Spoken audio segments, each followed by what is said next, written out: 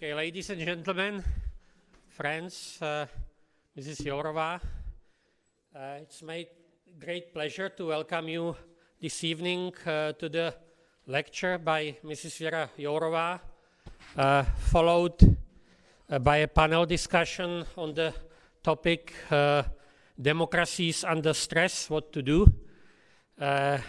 held within the framework of the Karel Schwarzenberg Fellowship of the Institute for Human Sciences.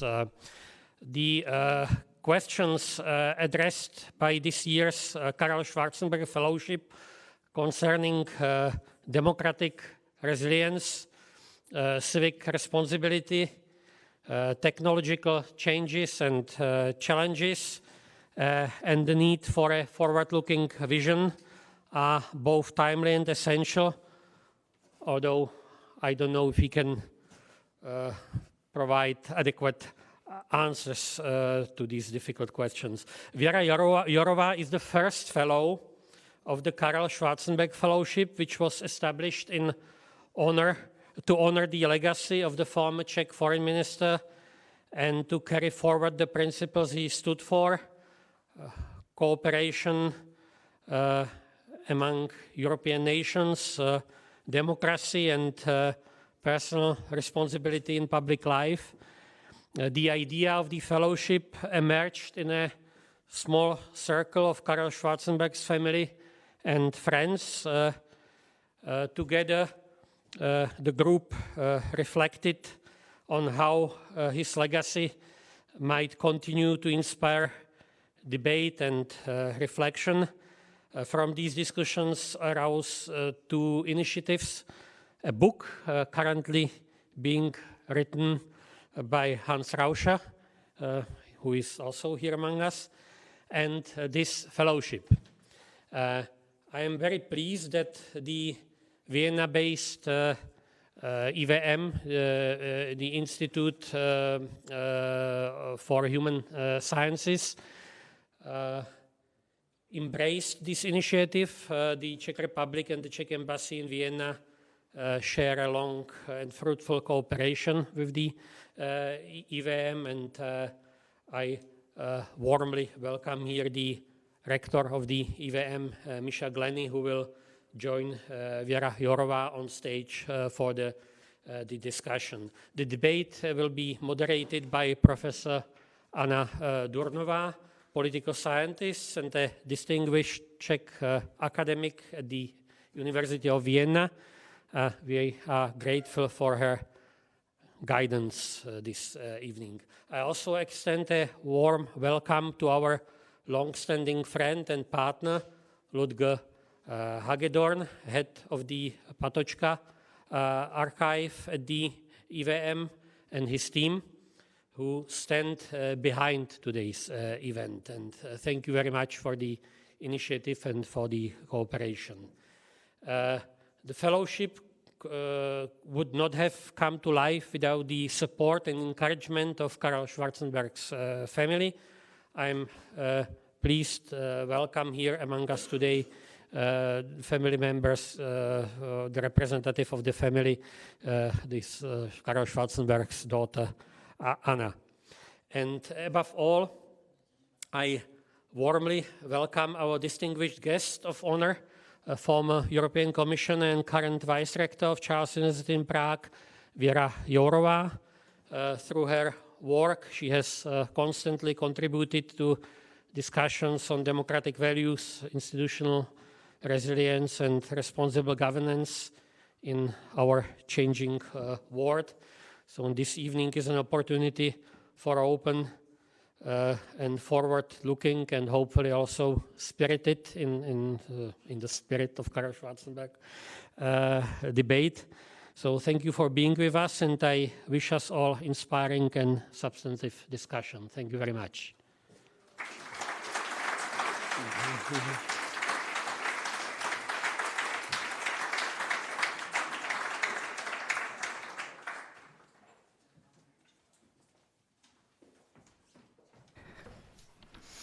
Good evening, everyone. My name is Anna Durnová, and it's my honor to guide you through this evening. full of tensions and conflicts, it's nice to see so many people still interested in democracy. Because as we know, the days are dark for democracy. We live in a time where we have increasing polarization, we have global disruptions, we have also many multiple crises that span across and beyond national borders.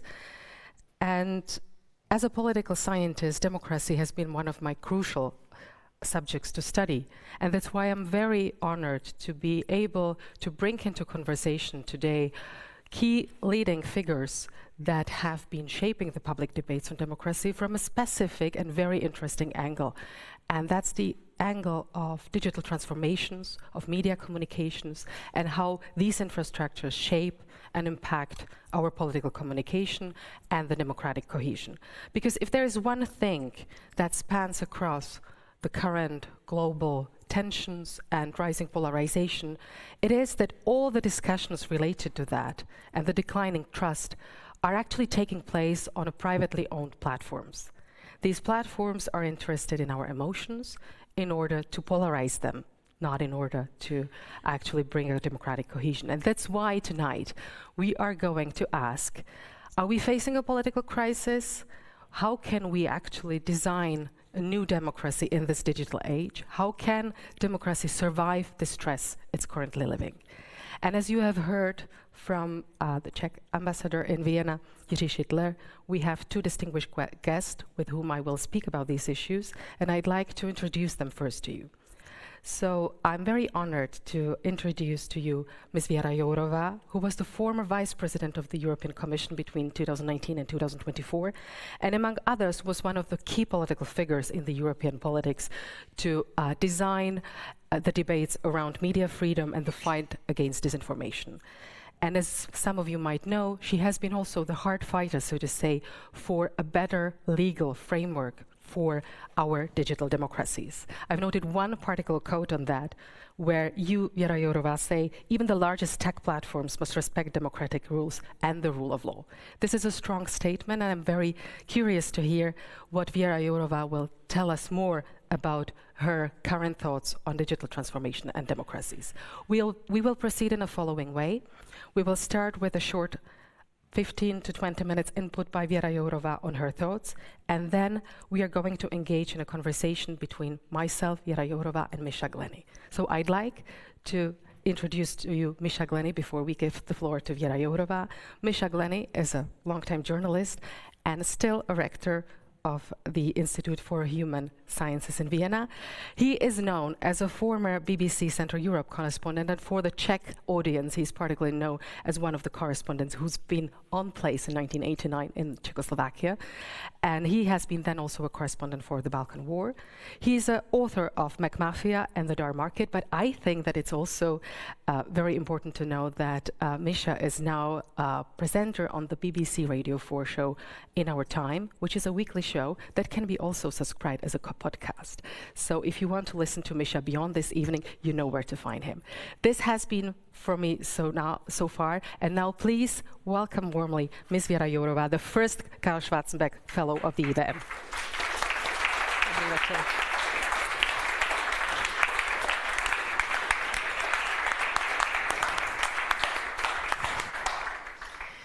Mr. Ambassador, ladies and gentlemen, thank you very much for organizing this event. I'm so happy I'm not competing with good weather, because this is really awful what's happening outside.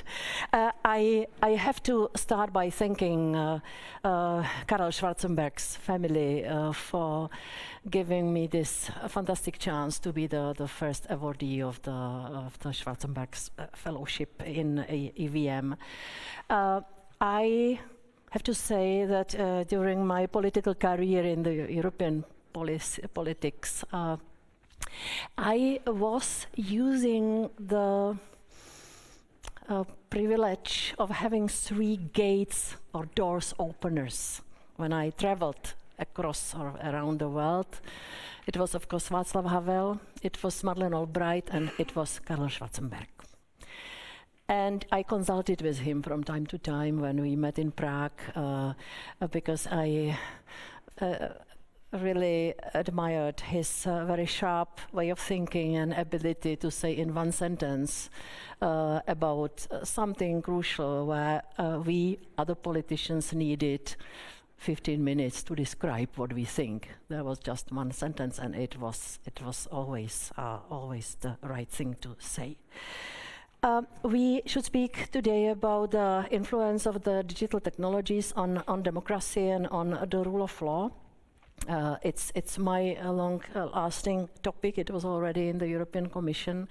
In fact, I was not responsible for technologies or for digital sphere, but I was responsible for guaranteeing security, safety, and democratic decision-making of the European citizens. Not consumers, citizens. And so I had a special agreement with the colleagues who did the digital agenda.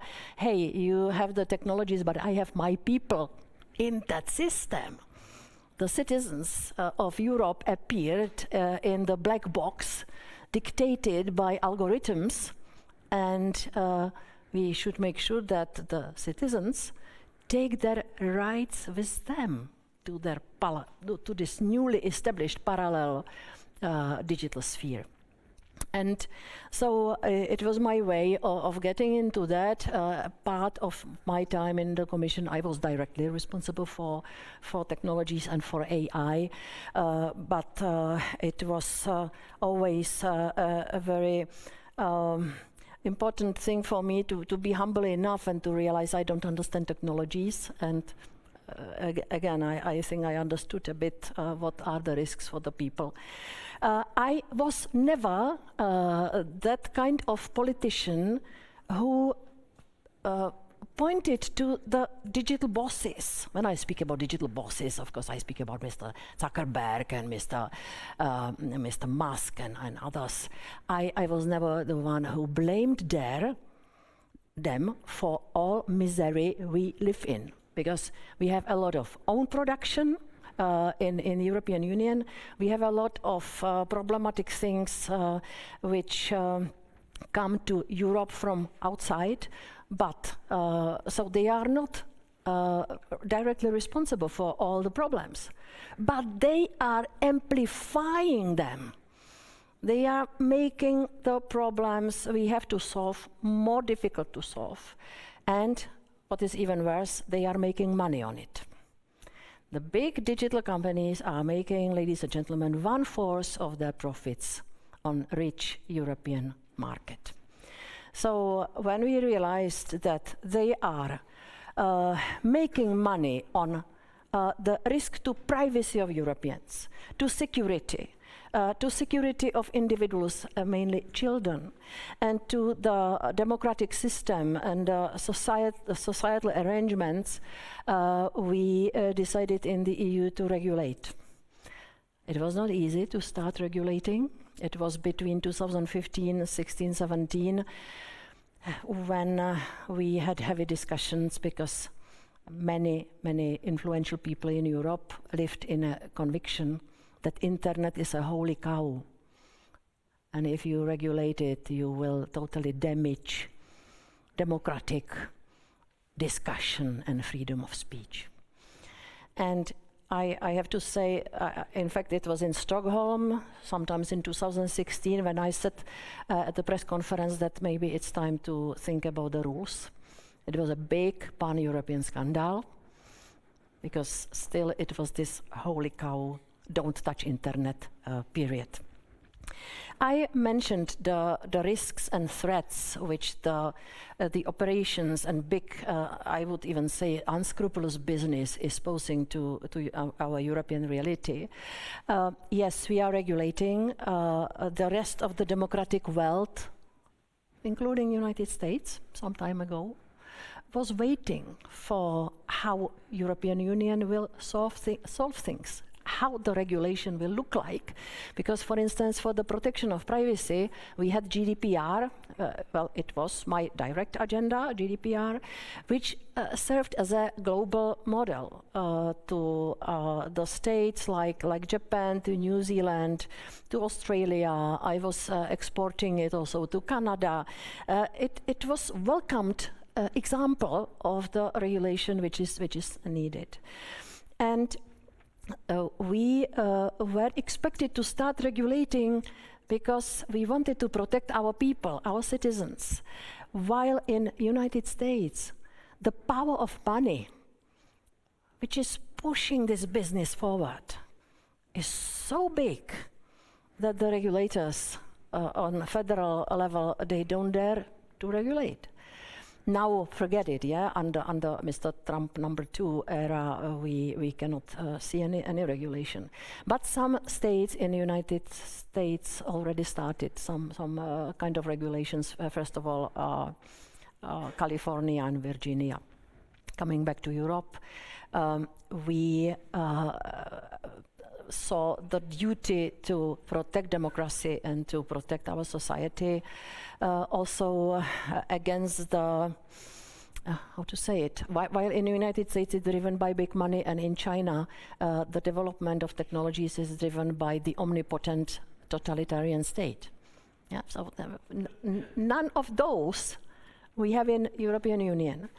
Coming to this topic, who will stop me, by the way? Madam Professor.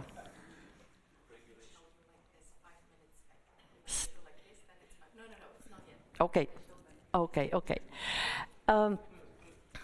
No doubt the digital technologies, including AI, have invaded our lives and influence everything, including the private public debate. So for years I speak about privatization of the public debate.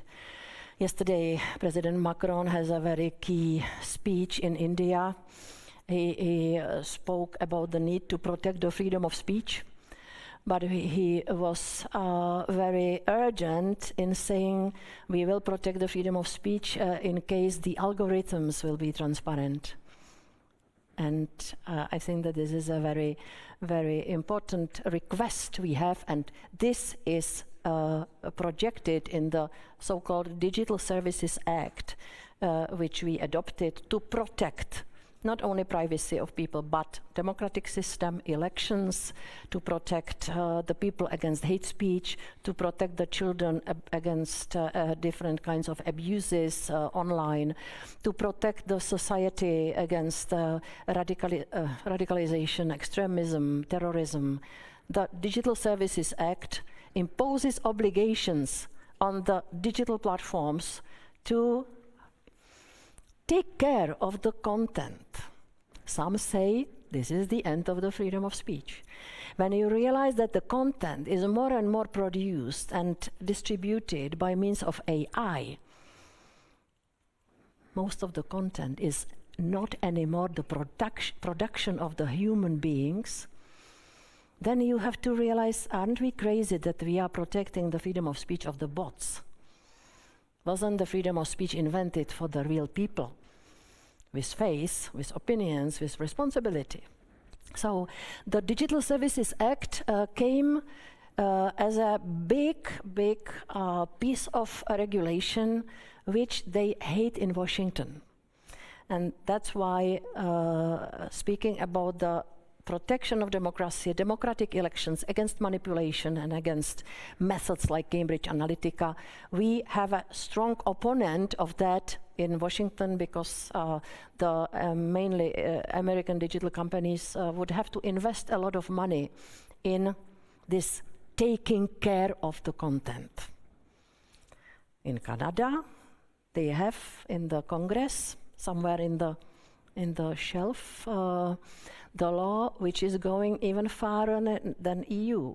They say that the digital platforms should be legally liable for the content. So if you distribute the crime, you are co-perpetrator. We have, I am sure, a lot of lawyers here, so you know that this is going very far. We didn't go that far in Europe. We said you are not criminally liable, but you have to take care. To take care of the content for the digital platforms, including paying attention to the manipulation before the elections in the electoral campaigns, it is an expensive thing. We have 24 languages in the EU member states, and we want all of them to be to do the job in every member state. So that's why, because of the big investments we require from the American companies, there is such a big protest, also verbalized by Mr. Rubio and Mr. Vance. I am escaping all the time to United States, but I'm full of feelings.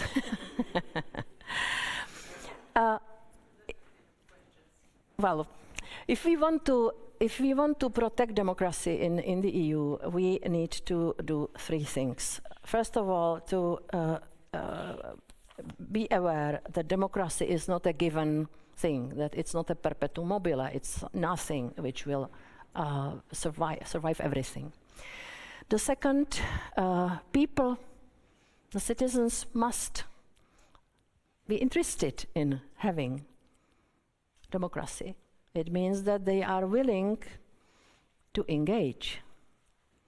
They are not passive crowd. And the third condition, democracy as we know it is an old concept and has to be innovated.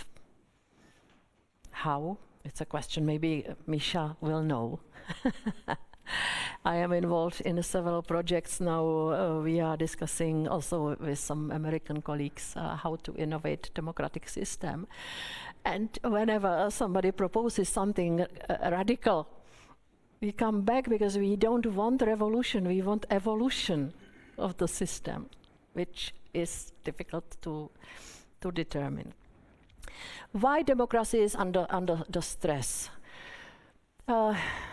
Two reasons, or many different reasons, but when you look at what the Europeans have on their plates to swallow, it's a heavy stuff. Energy crisis, inflation, pandemic, war close to us, in the past, unsolved illegal migration, terrorist attacks, many things, and accumulation of all these crises creates a very heavy atmosphere. And here come the algorithms which are amplifying these feelings. So here we see that this is the effect of the digital sphere and AI. And of course, it's also the interest of Russia to amplify these bad feelings and to destroy the trust of people in democratic institutions. Disinformation in Russia, it's a special story. I don't want to kill time now, but if you want to discuss this, we can. In such an uneasy era of anxiety, the people are sending clear signal. You politicians bring solutions. Bring them now. Do it for us. The voice which says, do it with us, which is democratic, is weaker and weaker. There is a very strong call on having the strong hand and somebody who will take care. I lived half of my life in the regime which took care of the citizens, but in this care they deprived us of rights, the governors. Yeah, so I am really very worried about this. The second issue which I see in this time, we democratic politicians did not realize that if our enemies started to use these technological tools, the social media and AI, against us, against democracy, against the rights of people, we have to learn how to use the tools as well, not to do the same dirty thing. I was at some discussions when there was a serious question, to what extent Democrats can be dirty. We should be civilized, but trying to use the tools and to communicate better with the people. What the people need to hear in the time of anxiety and uncertainty, what is the plan? How many times do we hear democratic politicians, spoiled ones, I belong to them. We lived in a happy time, many, many years. So how many times you hear from them very simple language, explanation to people, what is the plan for the next month, next year, for 10 years' time? Not many. 5 minutes, I know. So you have bad luck because I have a lot of papers and I don't have glasses. So I cannot read it. I am just a little bit inspired by some pictures here, yeah? What is the effect of anxiety and the functioning of the digital platforms and AI? It's the creation of the passive crowd. And it's the polarization and personalization. So again, big topic, which we don't have time for that. But when I met Mark Zuckerberg several years ago, I told him, Mr. Zuckerberg, you created again the tribes. Because the human beings invested many, many years, decades, maybe centuries, to get rid of the tribal arrangement. Because the tribes were fighting against each other. And you, Mr. Zuckerberg, you renewed them. The people live in bubbles, they don't have any chance to speak to each other, and it is already reflected in the lack of normal civilized public debate. And he didn't understand.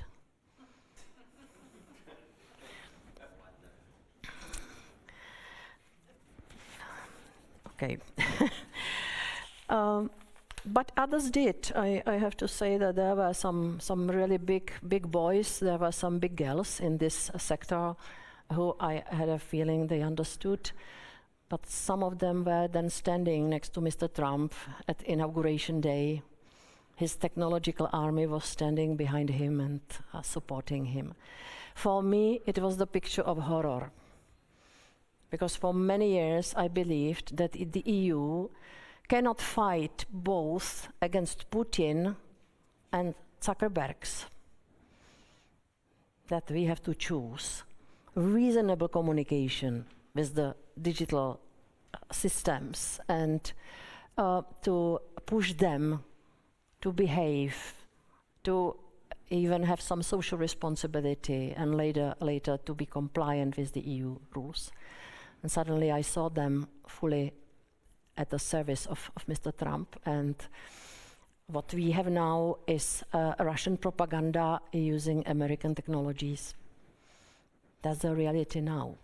And I don't want to sound too pessimistic. I think that we have methods how to get out of it, and I will stop here with the solutions. I think that we need to do several things. First of all, the strategic communication of the democratic governments, which is not Hungary, for instance. Yeah? Hungarian government, I want to be understood. I differentiate.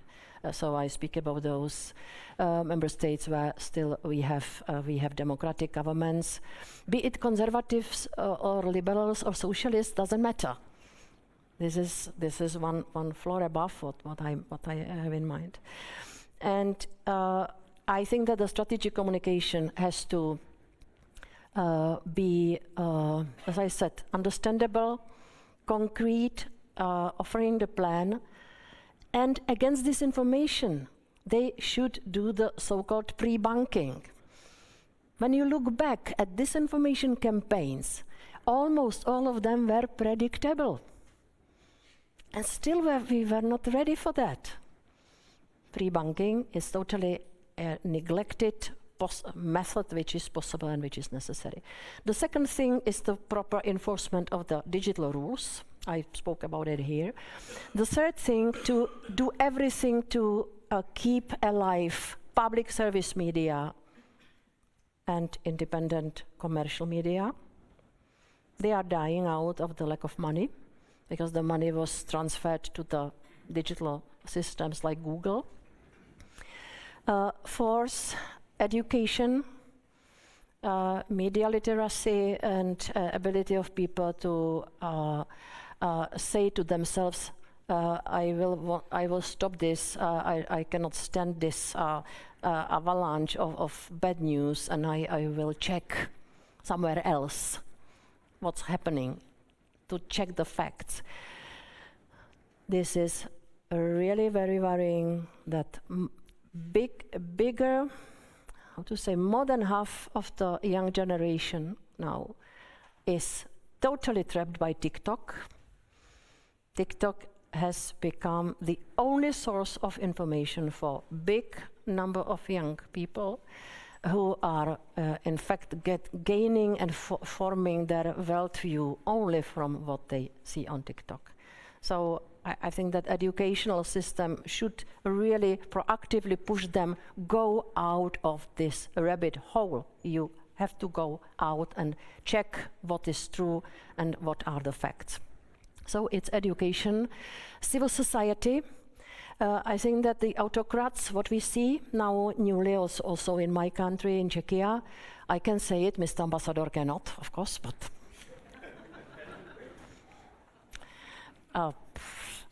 the ideas to make the NGOs the foreign agents, it's imported from Russia. And suddenly we hear it in the countries like Czech Republic.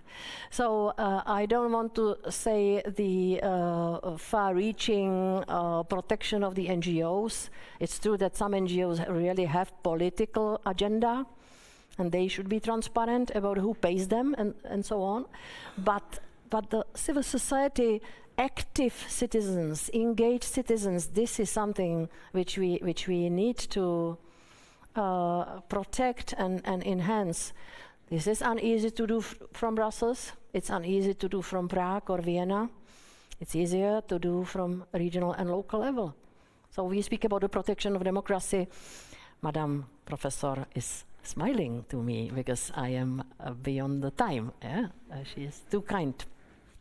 So engaged citizens, for me, the democratic system stands on two pillars: free and fair elections and well-informed, educated, engaged citizens.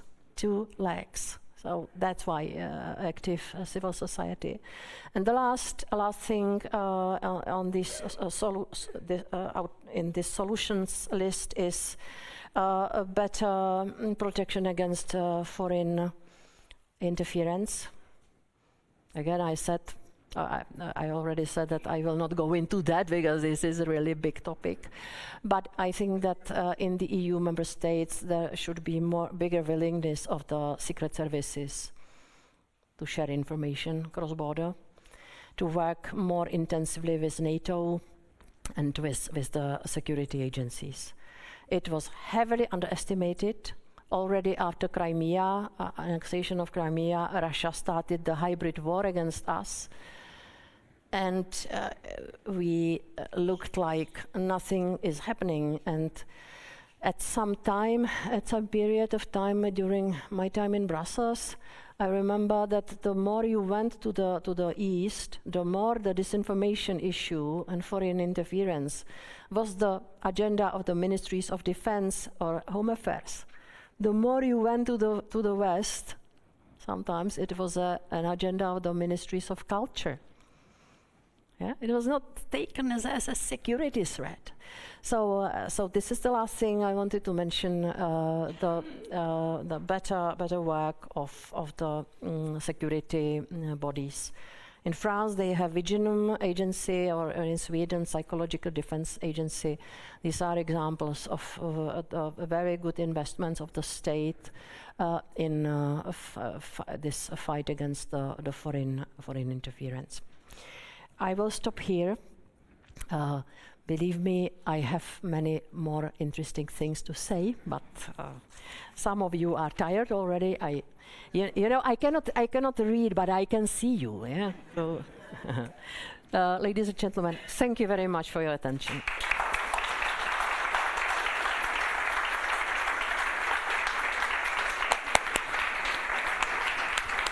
So let's go.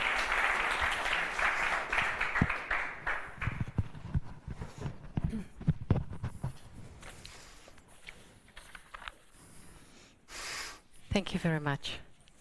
And by the way, it's remarkable that I hope you did realize that Věra Jourová is a politician who asks you to be stopped, which is not a very common characteristic of politicians, so I'd like to point that out. And I thank you very much for the outline of this idea. I'm sure that we could be also listening to many more experiences across these entanglements, I'd say, between democracy and digital worlds. And I'd like to go straight into the heart of this, because in your talk, you were very serious and very clear about the current rules of the game that we are playing. And these are the digital rules. And I'd like to ask, maybe too provocatively, what are our democratic times about? If democracy is increasingly taking place on these digital platforms, is this the end of the public space as we know it? Is this the end of democratic discussion, of agora as we know it? And I look toward Misha Glenny as a long-time journalist. Once, like now, when you heard the arguments and the experiences, is there a way out of this rabbit hole, as Věra Jourová put it? Okay, this is obviously a huge subject we're dealing with, and Věra made it clear that she's touching the surface, although doing it in very important sectors. So bear with me. I'm going to come to your specific question, but by dividing it up into three points, three sections, and I will be as brief as possible. First of all, it's really important to understand the nature of capitalism in the digital age, which has changed fundamentally. So capitalism in the 19th century was basically about people investing capital, persuading workers or forcing workers to come and work for them, and their profits were made out of the excess value of the labor that the workers provided. There were so many workers that they were able to organize, and democracy was a convenient way of mediating between the various classes. When digital capitalism comes along, value does not reside in labor, it resides in data.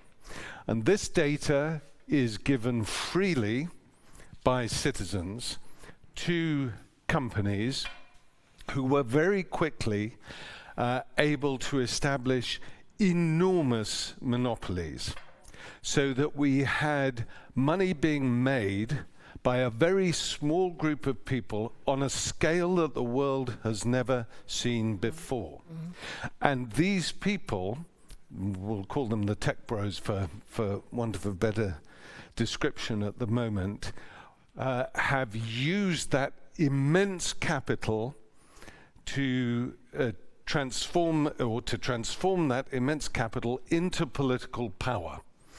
Hence, as Věra pointed out, at Trump's second inauguration, the first row behind him were the tech bros.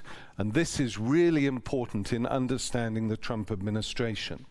And now I come on to the second point, which again Věra alluded to, which is, why does the Trump administration hit on Europe as much as it does? It doesn't really hit on China very much. It tried to with the tariffs last year, and immediately the Chinese stood up to them and started blocking access to rare earth metals and other processed critical raw materials, and Trump backed down. But as we've seen, there has been a permanent assault on Europe and its institutions, from the Vance speech to the Rubio speech, and I wasn't very impressed by the Rubio speech, but I may be on my own on that one. Who knows? But what is behind that? And again, Věra indicated what the answer was. What Trump did with tariffs was to put tariffs upon things which the Americans make badly, like cars and Scotch whiskey. Right? So they can't do that very well. But when the European Union puts its tariffs, in inverted commas, on digital services, i.e. regulation, that for Trump is unacceptable. Because, as Věra pointed out, a quarter of the profits of the big tech companies are made here in Europe. China liberated itself from American technology in the early 2000s. It dumped Google, it dumped Meta, it dumped the whole thing, and it's built up its own ecosystem in internet technologies. And that gives it immense independence and protection from the United States in a way that Europe doesn't have, because we accepted this dependency on American digital services. It is absolutely essential what Věra Jourová started at the European Commission, and that is regulation of digital services, whether they're American, European, Chinese, or anything else. There is often a mistake that regulation means somehow hindering startups, hindering entrepreneurialism and so on. That's a different type of regulation. This is about regulation about content, about what society thinks it's acceptable for people to engage in terms of speech and so on and so on and so forth. And that comes onto the third point, which is the media, and which is certainly very important to me, because a large part of my career was at the BBC, and I believe that public service broadcasting is absolutely essential to not only offering the possibility of an independent, editorial independent media that citizens can trust, but also in creating a national identity. So, for example, here in ORF, you wake up in Vienna and you're hearing the same news that they hear in Dornbirn, in Vorarlberg, or wherever it is. And this gives a certain sense of stable identity. The ambassador can't engage with this issue, but I am watching very closely what the Czech government is currently doing in terms of the regulation of Czech television and Czech radio. I might say that I think they are remarkable examples of public service broadcasting, Czech television and Czech radio. When you consider that they came out of the communist period, they have done a fantastic job. And if you're interested, Czech Radio's archive is just fantastic. It's an absolutely fantastic resource for researchers, for citizens, for people who want to understand Czech culture, and so on and so on and so forth. So they are under assault from the tech bros who support various populist movements in Europe. That is one assault that the media is under. But digital services have also disrupted the very nature of how we consume and how we produce television and radio and newspapers. Newspapers are in chronic decline. Radio, paradoxically, the simplest of these media, in some respects, and my medium, has prospered under the internet. Television, though, is under assault, again because of the concentration of capital in Netflix, in Amazon Prime, in Apple TV, and so on and so on and so forth. So, and what that means is that people under 35 no longer watch the BBC or Czech television. They don't. They watch it all via TikTok, and the only way that they have exposure to the BBC is if they watch a BBC clip on TikTok. So this is a critical aspect of how you engage with digital services.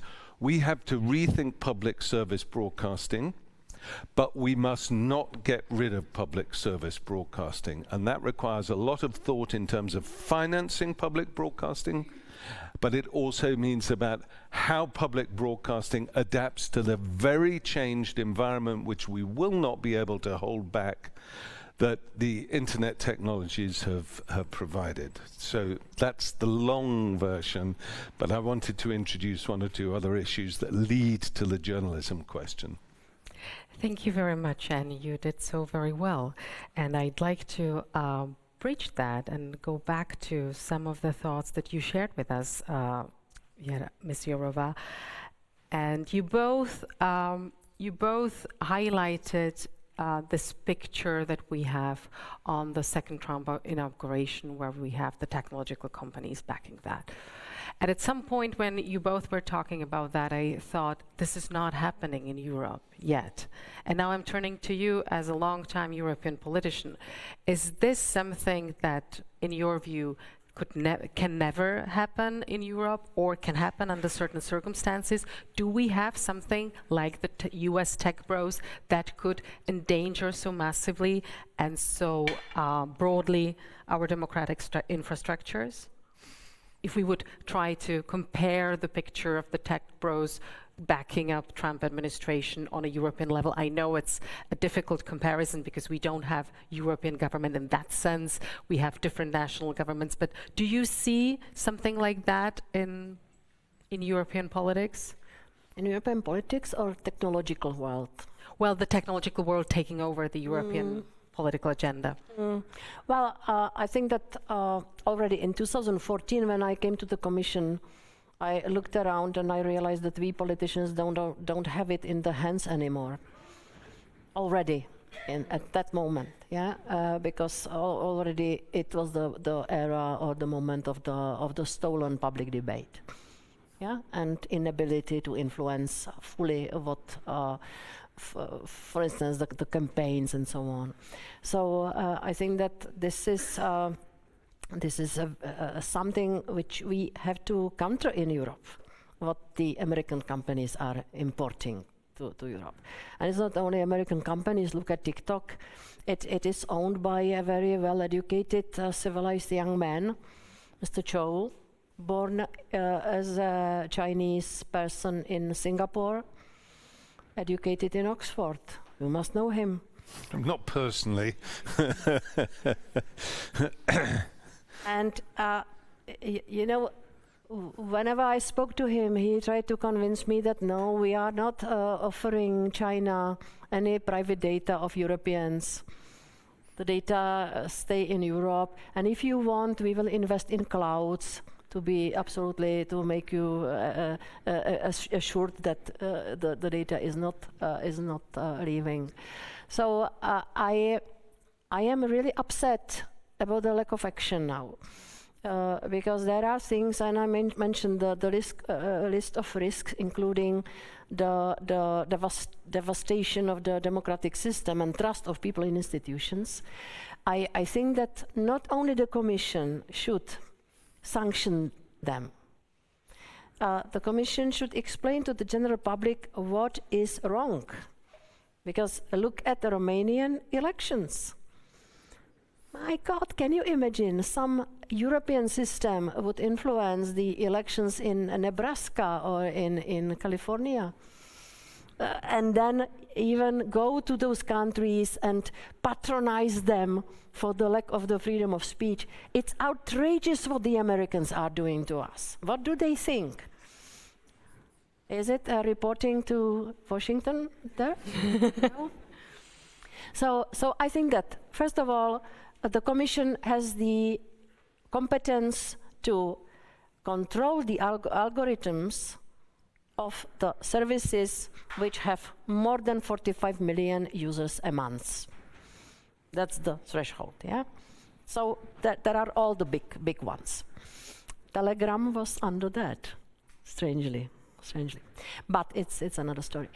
And in case the Commission finds out that the algorithm works in the way which manipulates the free will of the people before the elections, which was the case of TikTok in Romania, I think already last year there should have been a decision that TikTok should be suspended for Europe. I am so happy I'm not there anymore because I would be that radical. Because when you realize that TikTok is claiming that they are not providing space for political advertising. This is what they told me when I was in Silicon Valley visiting TikTok. We are not providing our space for any political marketing. So I asked, and how is it possible that TikTok already produced many very strange people, the influencers who are now in our national and European Parliament? How is it possible that through TikTok you can dance for the position towards the position of the minister in a country? Yeah, these kind of things. And suddenly TikTok was caught by the in fact perpetrator of heavy manipulation of the people's minds in electoral campaign in Romania. And it had to be the Romanian Supreme Court which said we have to annul the result of the elections. And what happened after that? Nothing. The elections were annulled. There was another round of election. There is a new president. And when I say nothing happened, we don't know what happened in the black box. We should know that. And the Commission has all the data to explain to the citizens, look, you are the voters, there will be elections in 2 months' time. Be aware that this and that can happen to you when you remain in those systems. And it is not happening. So I don't like so much the word transparency, but here it is good to mention it, that there should be full transparency in what's happening in the black box so that the people are aware of it. Of course, a lot of these problems are now going to be amplified by artificial intelligence. And I note that today, Fidesz, Viktor Orban's party, put out a TikTok generated by artificial intelligence showing Germans during the Second World War killing Hungarians and saying that if you vote for TISA, this is going to be happening again. And that was all generated by artificial intelligence. So things are moving very, very fast.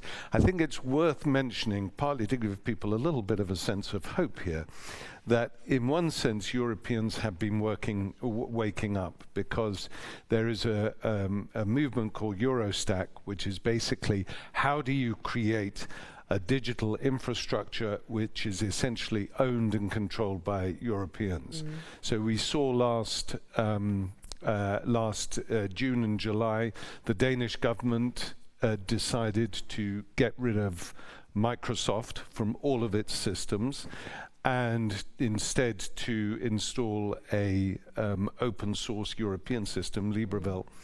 And one of the things that persuaded the Danes to do this, obviously they have special interests because of Greenland, but one of the things was the decision by Microsoft at the request of the Trump administration to block all of the email and data of the prosecutor from the ICC, Mr. Khan, after the ICC had accepted South Africa's request to investigate Israel and Netanyahu for war crimes. And what that demonstrated, and indeed what happened immediately after the Trump administration came in, when for a week he ordered Maxar Technologies and the CIA to stop providing Ukraine with intelligence. So for a week the Ukrainians were flying blind digitally. What that demonstrates is that if you have somebody in the White House who wants to change things, the tech bros will do it without questioning. And so our data, remember, all of the data in the IWM, for example, can be cut off tomorrow by Microsoft if if the Trump administration decides that Ukraine is a pariah and everybody should support Russia. It's not out of the question. And just finally on this, because I think this is something that is really important, is there are two tech bros who have a real political strategy. Most of them are opportunists who want to just make a lot of money, like Zuckerberg, and who's so stupid that he didn't understand what you were talking about in terms of the return of tribal politics. And those two people are Elon Musk and Peter Thiel.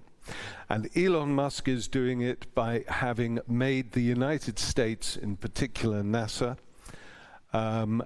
entirely dependent on his rocket systems. And forget about going to Mars, look at Starlink.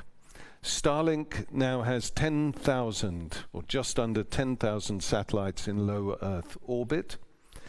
And they have 10 million subscribers, half of which are outside the United States. Now, increasingly, Starlink is being used as a major geopolitical tool. And what Musk has understood is that the communications and the way that the network is run, the internet technologies are run, is absolutely critical. You control the guts of that system, and that translates directly into political power. And the other person who's engaged in a political program is Peter Thiel, who makes no bones about the fact that he thinks democracy is for the birds, and that the world should be run by a technocratic elite, entirely male, by the way. And he does this through his companies, in particular Palantir and Anduril, which hoover up data in Europe, which is translated into political power, and now he is making ever greater inroads into the Pentagon itself. So you have civilian communications and military influence of these two men who are immensely powerful, and it has political implications for all of us, particularly in Europe. And they are inventing new and new versions of AI and super AI, which will have no limits, which means that I predict that these two, maybe several others, will bring us to the moment when the tiger will leave the cage, yeah? The AI will start living its own life, making the decisions, replacing people. We are not that far from that.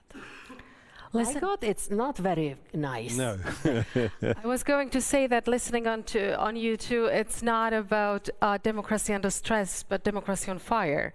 And the case and the situation opens up a lot of catastrophic and doom scenarios. Much of them are also discussed in a public debate. And I'd like to go on a sort of a meta level, and for the first part of my question, I'd like to ponder a little bit the geopolitical and historical situation of the place where we are now, where I dare to say, Austria or Europe. I mean the embassy of Czech Republic in Austria, where you know, the country where I could experience my childhood was a country where public interest, something which you so nicely advocated for in your previous answer to my question about public broadcasting and the role actually of public interventions, and you both seem to also to tell us that the way we can actually hold on or even try to mitigate the aspects of this digital environment is to regulate, is to invest in public interest, and is to speak about public regulation. And I grew up in a country where public interest and state institutions holding anything like infrastructure was bad. I grew up in a country, and especially in 1990s when I went to the university, where the ownership, the private ownership, was the golden mine, not only for the person that owns that, but also for all of us. How many times have I read in the media or listened to public debates where we were told that if we privatize X, Y, Z, it's going to be better than the state? And now you seem to sort of give me a nice example that counter very massively this historical experience, because no one sort of spoke about this threat of one person owning a very important, crucial military infrastructure that has implications for the global and the geopolitical order we are living in. So for me as a political sociologist, this is also a question on the role of public interest and the role of regulation. And you said something very nice in your opening talk, where you talk about we need to do it for citizens, and in democracy we need to do it with citizens. And so the second part of my question is more, so how do we do it? Because it seems to me that that's the real trouble. Because although people know about Peter Thiel and Elon Musk, some of them find those guys funny, some of them find them innovative.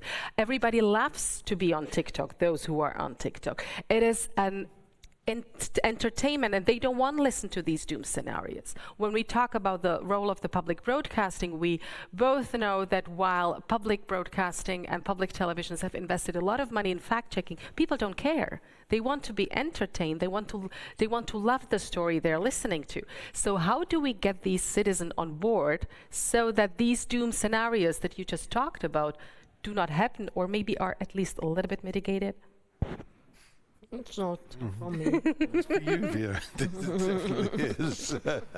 I've been talking too much. It's your turn. I don't have a good maybe advice or solution than what I already said before. Well, that's the public control, and the people who will not resign, who will not be indifferent, who will care. But what to do against the enormous and dangerous concentration of power, which is not only about concentration of money, but the concentration of ownership of the private data, which is the new money. And this connection with the political power in the United States, it is, I think, something which we did not experience before. But Vera, you made a very good point when you were talking about the algorithms. It is the algorithms that have to be regulated, because at the moment what the tech companies are saying is we're not responsible for the content. This is the first time where people have been publishing content in huge amounts, but for which they have no liability or accountability. They just say, we're a platform. And that was approved in legislation, or at least in the courts in the United States. But it's not been entirely proved here, and the Italians were the first to move against it in terms of YouTube. And I think Vera is absolutely right. The black box of algorithmic systems, of algorithms, has to be opened up, and there has to be regulation on it. I mean, if what you're saying, Anna, I mean, let me play the devil's advocate in your question now, that people like spending 12 hours a day watching AI slop, and therefore what's wrong with that? It's no way to run a society, of just, not encouraging people to inquire and be independent and be creative. It's just unrealistic, and so I don't think that that's a terribly convincing argument, because society is much more complex than that. But your point about privatization and the state is very important. Both China and the United States have engaged in a fusion of state and private power, but they are projecting it well beyond borders. So we're in this really weird moment of nation states still being sacrosanct when it comes to diplomacy, trade relations, and so on and so forth. But the aspirations of the digital sector, whether Chinese or the United States, are global. And increasingly, the Singaporean government, for example, 5 years ago, started doing research into what will happen in 10 years' time when citizens around the world are not attached to a country or a national identity, but attached to a particular platform. And that goes to your tribal point as well. That actually, we are in this transition moment where the new order is not yet born, and so we no longer have any clear definition of political structures because they're so fluid. And what we have to engage with and what we have to understand, and it is important for Europe to do this, is to appreciate that we have had disruptive technologies before. We had it with the wheel, we had it with the book, we had it with the powering of the Industrial Revolution. What we've never had is disruptive technology that develops so fast on such a vast scale and impacts on social relations and human cognitive ability in such a short space of time. So yeah, that is really... Industrial Revolution lasts, what, 100 years? Yep. But we see here the speed of light, and just so fast. Society is not able to adapt to it. Yeah. And I have some sympathy for politicians. When I wrote a book about cybercrime and cybersecurity around 2009, 2010. And there was a huge hack that had been perpetrated by some German hackers. And I went to the trial in a small town outside of Stuttgart. And it was clear that nobody in that courtroom had the first idea how, almost even, certainly the judge, how to send an email, let alone talking about the technical issues that are at stake in this big cyber issue. And politicians, you know, who have to look after their constituents, they have to do their daily work and so on, trying to keep up with the enormity of technological developments at the moment. I think really tricky. It's okay that the technology and money is quicker than the law. Yeah, I have to say I think that for the sake of some benefits for people, this is fine. But what's happening now is it was uncatchable, because we drafted the AI Act in 2021. And then Mr. Altman and OpenAI came with the ChatGPT, and we started to panic because we realized that this is not covered by the AI Act, which is in the final stage of the legislative process. So there was a really Hamlet's question, to regulate or not to regulate something which you cannot imagine what it is. A big part of the member states were warning us, don't go for it, don't cover that, nobody knows what it is. But then of course the answer of some more cautious ones, including myself, we were saying we cannot wait because when we know what it is, it might be late. And it was a real hysteria. We were drafting the text together with the parliament and the member states, the Spanish presidency. It took 3 days and 2 nights to draft the text and to negotiate it. So this is very quick, and still, when I look back, I think that to do the regulation on these fast-moving things, it's like trying to stop the flood with naked hands. Yeah. I want to say something very positive and very important. Is that there are citizens all over the European Union and in the United Kingdom who are engaged in something which is rather sort of amorphously called the movement, which is a really broad non-governmental society that is demanding that restrictions be placed on digital services for the well-being of citizens. There are a lot of law firms which are now specifically engaging in lawsuits about digital abuse.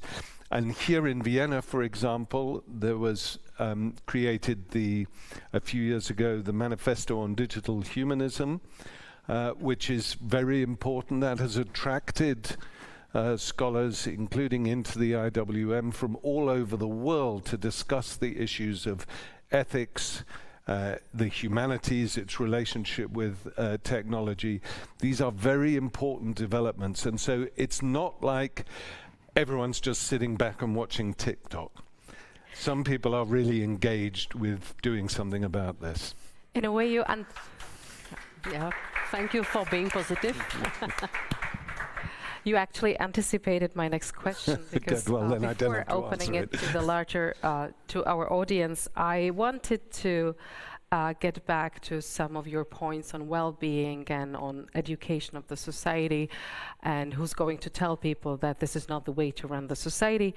And if we look nowadays on the discussions around digital regulation, there is one remarkable point that spans from Australia across France, Austria, and recently Czechia, which is the banning of social media for children. Now we could be opening a very new field of discussion about the role of children and their education in democracy and for democracy, but I'd like to have your thoughts. Is that the way to go, to have a future prospects in a less digital or more digital affine society? Are these social bans? What do you think about them? I am 100% for it, but it cannot be the only measure. Because if you prohibit the usage, of course they will circumvent in many cases.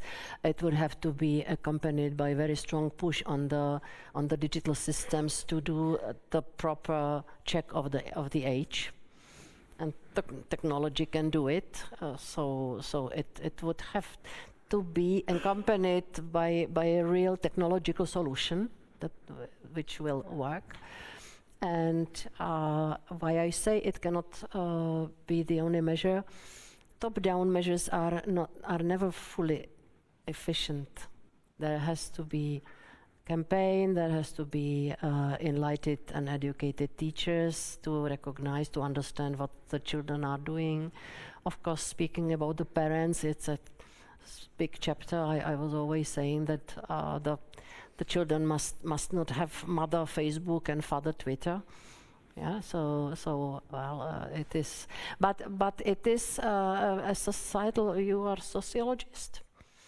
Both political scientist and sociologist. I'm mediating between the two. Yeah, because when I say that the teachers and parents should know, it's a bit arrogant, because I am aware that it's not easy at all to understand where the people are. It's particularly difficult when the parents are sitting around the dinner table on their phone, watching, reading Twitter or Facebook, which is what parents apparently do. But there's a problem with this ban social media for 16, because in another area, what we're saying is you have to prepare yourself for the digital world as a child now. It's no good imagining that this is not going to happen. So you have to be digitally savvy. But you can't use social media, which is of course the only thing that they want to use. So you've got a slight problem here. I think that the online safety bill in the United Kingdom, although not perfect, is a pretty good thing. Because it restricts what content you can access. So things like, the fusing together of violence and sexual activity is banned, which is a very good thing. And the minute that Keir Starmer responded to Elon Musk by saying we are not having Grok nudify women at the will of any user, he backs down. Musk backed down on that, having first of all said that this is freedom of speech and you're not allowed to do. This is absolute bullshit. This is not freedom of speech. This is exploitation and abuse. And it has to be called out as exploitation and abuse. And the muddying of the freedom of speech issue, i.e. you can publish whatever you want, it doesn't matter. That is not the way that freedom of speech has been traditionally understood since the emergence of liberalism at the beginning of the 19th century. Although many Americans will oppose you with the First Amendment. The First Amendment, I know. Constitution, and here comes the theme or the topic of where these technologies and these systems have landed, because on European territory, with European history.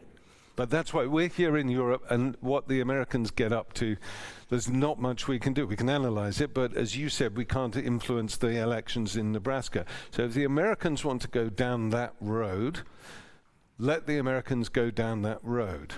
But I don't see why we have to follow their interpretation of the First Amendment, which is, which I believe even within the framework of the American Constitution is abused by some of the things that the tech bros are arguing. Sometimes when I am in uneasy moment in discussions, which is not here today, I use some kind of draconic comparison. Just imagine if Goebbels would have had Facebook, how quick it would be. Or if Mengele would have had AI to measure the faces and to measure the characteristics of people, which will either mean they will live or die. These are horrible examples, but if somebody thinks that we don't have Mengeleses and Goebbelses now, who are grabbing for the power, he would be mistaken. And this was what Madeleine Albright told me, being shocked. Just one year before she passed away, she said, Věra, I wrote a book about fascism, and my students at Georgetown University were asking me, Madam Professor, why do you write about the things which are behind us? In the past. Yeah, in the past. Why did you spend so much time on something which will not come again? And this is something we have to realize in Europe, and this is something which in the United States they don't have instinct for that, because they simply don't have this history behind them. They don't have Auschwitz or Kolyma on their territory. I say something positive. I'm not good at it today. Remember that AI does wonderful things in terms of healthcare and solving mathematical problems and so on and so forth. It's not all entirely bad news. I think it's a nice transition, since we have been looking for something like a solution to make the democracy digitally resilient, and we probably ultimately failed in that. Why don't we actually turn to citizens and to the audience, whether they have questions or even a solution or a suggestion for a digital resilient democracy? So please ask your questions. Am I the one who needs to point out people? You have to decide. So here's the one, and I like to, there is one tool that I learned on a conference, which is that you actually change the direction. So here's the gentleman in the first row, and then we take someone on the very back right, your hand, so that we sort of have a geographical disposition of the question, please. Thank you. My name is Hans Rauscher. I'm from the newspaper Der Standard. Madam Jourová, you mentioned regulating the algorithms. Mm-hmm. How do you go about it? I have no idea. How would that work technically? Technically, it is possible to set up the algorithm in the way which is automatically ranking the information. Some go up, some go down, and the algorithm does it by itself, because the company fine-tuned the system, or the algorithm works in the way which accepts the organic orders from the people. Yeah. And it's in the regulation in the Digital Services Act that the Commission should be able to audit at any moment the algorithm.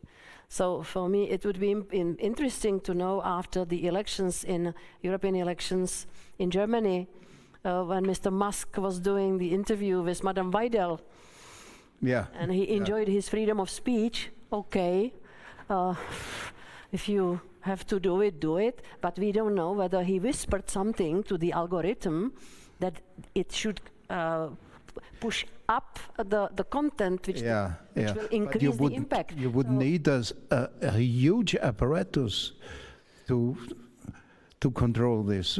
It's not as huge as you think, Hans. It's about exactly. So what you do is you say to the companies, you will only be allowed to operate in this territory if we as a government have access to the code and we can see how your algorithms are set up. Because the way that they're set up at the moment is always to push the viewer or the reader to the more extreme position. Because what they have understood is that anger drives the attention of users. I'm sorry to interrupt you, but I need to access to the code is need to have access to the code. Which is guaranteed by the law now. I think that I see some glasses behind, so we can definitely also follow on the algorithm discussion. I would like to take the lady in the back that is waving her hand.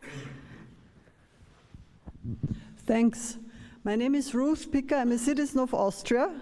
Thanks for your very interesting and inspiring outlines or sharing your thoughts. There are many points that would deserve reaction and engagement.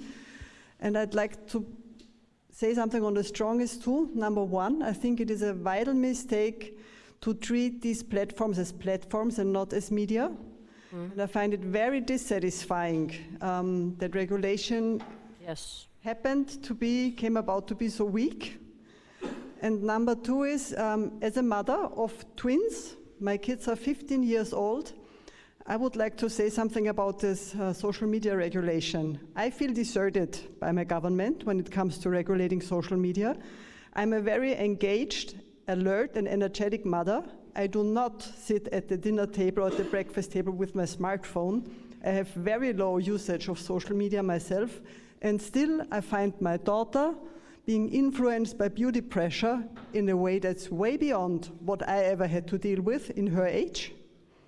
Okay, she's smart, she has many, many other interests than her physical appearance, and yet I observe how influential all these awful beauty clips are, beauty influencers. And I see my son, who is highly intellectual, very creatively gifted, but socially a bit awkward. And for him, over the past couple of years, I could observe all his outward going interests and creative interests decreasing because it's so easy to just stay inside and do his video games and his social media things. And it's not, I think, it's not working and it's not fair to leave all the pressure on parents to try to deal with the situation, because even if you do your best and you are smart and equipped to do this, it's almost impossible if you don't want to end up being like a control freak with your kids. But how much control can you exert over someone who is 15 and who will have the right to vote next year? So I can choose now. I can regulate a 10-year-old's media consumption, right, on my own. Take his phone away or whatever, or not buy him a phone. But what do I do with a 15-year-old? So, yeah, that's what I wanted to say, because I think there is a bit of a blind eye on a reality on the ground situation of parents. It's not that we are all stupid and not willing to do something. I will shortly react. I already said before that it sounds to me arrogant to advise parents. I have a 13 years old grandson, and I'm desperate when I don't know how to get closer to him. Yeah, so I don't have answer on this, but there are in fact 3 insufficiencies in the regulation. One is the protection of children, but again I have to say that the regulation by itself does not solve the big range of problems. Second, you said it yourself, we regulate platforms as advertising industry, and we should have regulated it as media. But when we were finalizing the legislative process, it was simply politically unfeasible to do that, yeah? And it sounds like a libistic excuse. Yes, it is alibistic excuse, by the way. But this is the second issue, and I think that now when the EU will open the audiovisual directive, probably there will be something about the platforms. The third mistake or insufficient solution, I think that we didn't stress enough that the freedom of speech belongs to real people and not to AI. So this will have to be maybe added somewhere in the legislation.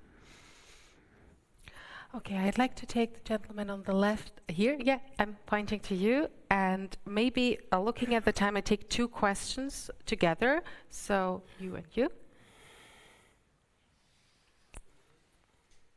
Hello, I'm from Vienna, but sometimes I still have positive thoughts or optimistic thoughts. And here's one. And my question is, do you think it's possible that because of the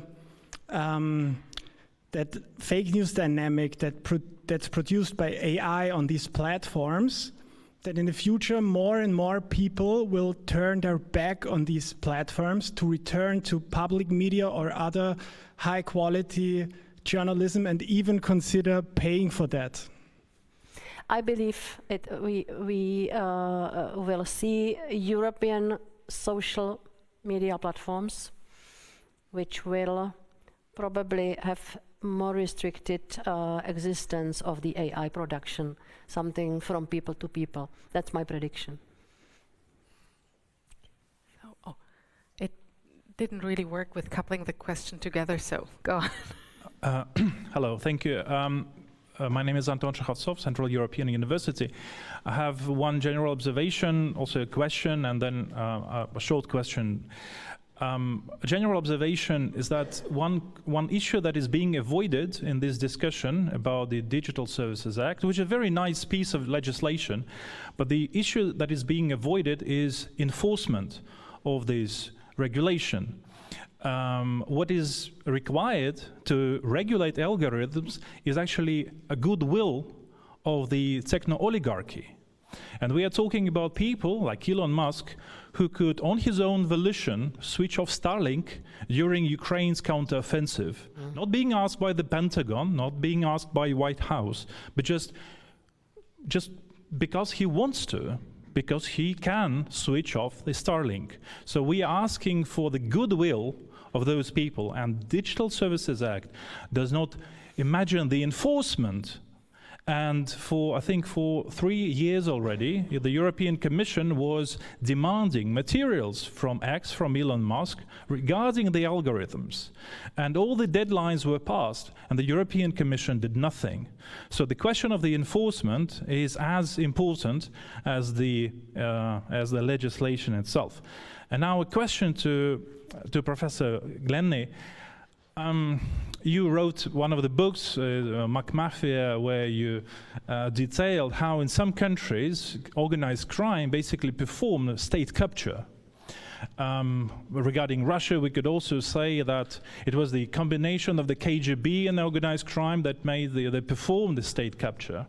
But talking about the US, what do you think about the idea that it is the techno-oligarchy that is now performing the state capture in the US, and it's not Trump that is, asking for services of the techno-oligarchs or tech bros or broligarchy, but it's the other way around? Thank you. Do you want to answer about the It was not a question, it was a very proper comment. Okay. I do think it's largely the other way around. I mean, Trump has a caprice which is his very own, and which the tech bros have to pay attention to. But certainly in the next generation, J.D. Vance is a creation of Peter Thiel. And I think that is, when I was talking about the sort of political strategy of Thiel and Musk, Vance is a critical player in that, because if he were to get into the White House, whether through Trump's resignation, and that might be an enforced resignation or an Amendment 25 issue, or through at the next presidential election, then I think that you would very quickly see who's pulling the strings. Thank you very much. I'd like to have two closing questions, and I leave it to you, whatever from the bits of the questions you'd like to answer. And I'd like to take the gentleman in the back and the lady here in the front. Hi, good evening. I'm Andy. I'm a Filipino journalist living in Prague. I used to work in China, and now I'm covering the ICC because of our former president being arrested there. So, observation and a question. So, the discussion is very relevant, especially to me, and also I would say Filipinos, because of the situation now in the Philippines. But my observation is that, you know, some of the discussions regarding digital regulation, at least in Southeast Asia, we are looking at Europeans, the European example, but now in the discussion, it seems like Europeans are still not very, there are some still questions in the European level regarding regulation. So, but my question, going back to the point of Miss Anna earlier about people not caring at all, do you think the reason why people don't care is because everything is too technical and we are not approaching this through their lived experiences? Thank you.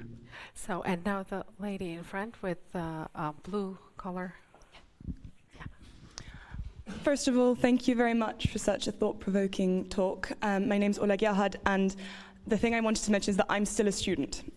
So perhaps from a master's student, but a student who has grown up with social media from pretty much age 15, 16. And I wanted to address the banning of social media for under 16s. It's not something that I'm against. I don't necessarily think it's a bad idea at all. But I wanted to ask what the alternative would be. So you mentioned that something else would have to be in place. But I was just thinking that the three things that the young people love about social media is it's easy, it's so accessible, it's so addictive, and it's free most of the time.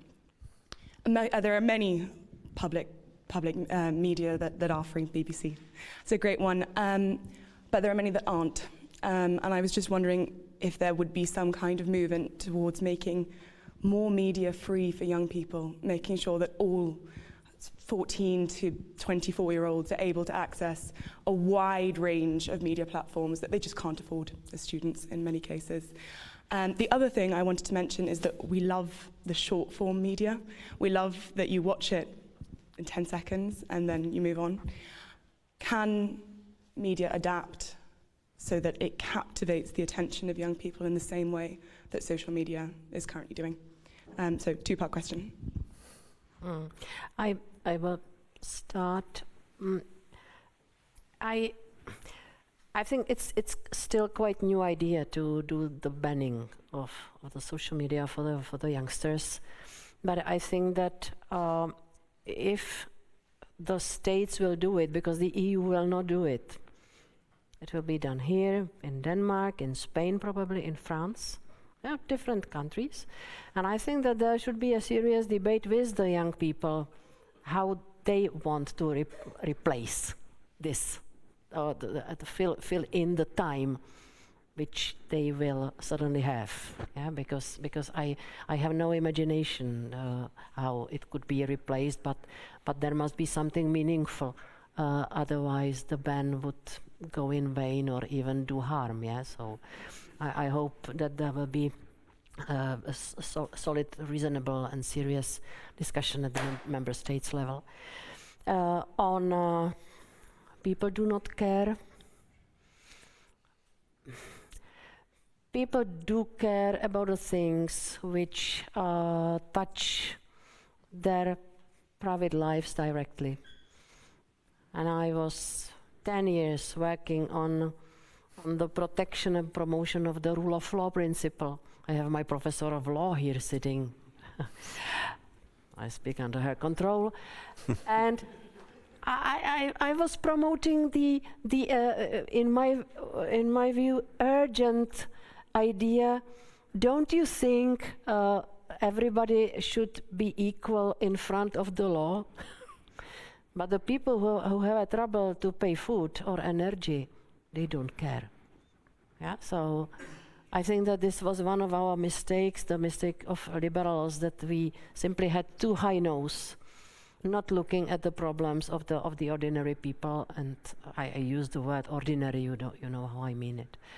And to care about what they care about. And whenever I hear the criticism of populists, I have a question mark. Are those political parties which care about what the people care about, are they necessarily populists? Yeah, so this is maybe for the politologists rather than for me. I'm sorry, I'm just a lawyer. No, I'm also a cultural anthropologist, but it is not so interesting. Just to finish up, this is a really good question about social media. As I indicated earlier, I'm not sure that a blanket ban is the right way of going about it. At the same time, talking about in response to the lady who has twins, I'm a parent too. I have had all sorts of issues with social media and my children. And so I know exactly where you're coming from on that, but it requires some really careful consideration and thought about how you go about doing it. Again, we come back to the issue of platforms as opposed to media, which I think is a critical point, and also access to the algorithm, so that maybe social media is not quite as addictive for 14 and 15-year-olds as it is at the moment. But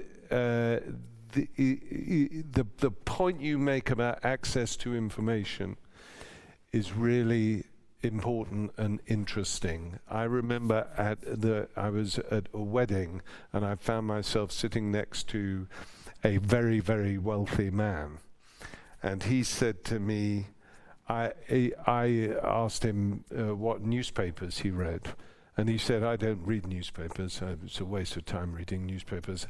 I get intelligence reports on my desk every morning from a network of people all around the world. And I suddenly realized that what had begun to happen with the internet, where access to newspapers in particular was becoming more difficult because you can't go into a library and read them, you can still access a lot of good information about what's going on in the world, but it's expensive. You know, I subscribe to the FT, the Wall Street Journal, the New York Times, Hospodářské noviny in the Czech Republic, and a newspaper in Brazil, and blah, blah, blah. It cost me an absolute fortune, and young people cannot afford that. And there must be a way, and why public broadcasting broadcasting is so important in my opinion, there must be a way of giving decent, properly edited, properly fact-checked information towards a broad audience. And again, that media versus platform issue is really at the heart of this. It's interesting what you mentioned, the French newspaper. I spoke to the bosses of New York Times several years ago, and they increased readership of the both paper and digital version. And I asked them, why is it so? And they said, the people are so fed up of Trump's produced fake news that they started to be hungry for facts and on the facts-based newsmaking. So when the they also like playing Wordle a lot. Yeah, but the people, I think, again, they have it in their hands. So finally, at the end of our debate, although we started with a doom scenario, we have some little good news and little good hopes on how we might take up regulation and democratic resilience. And with that, I'd like you to join me in thanking our two guests, Věra Jourová and Misha Glenny, for this wonderful talk. Thank you.